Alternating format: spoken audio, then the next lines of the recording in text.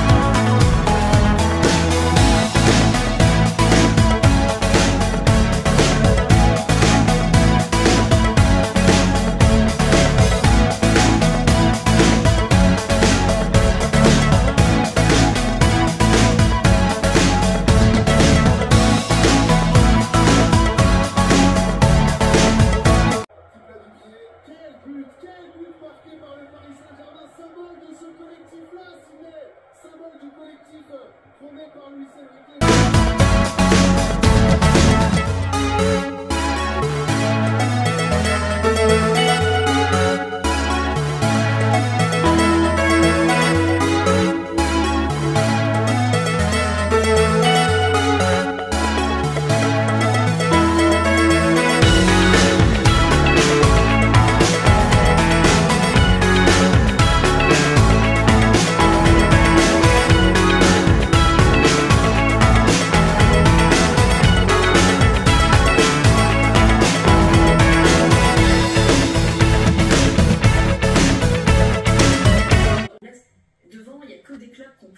Titres de Ligue des Champions à leur palmarès, et quand même Paris dépasse Arsenal, dépasse Chelsea, dépasse Tottenham.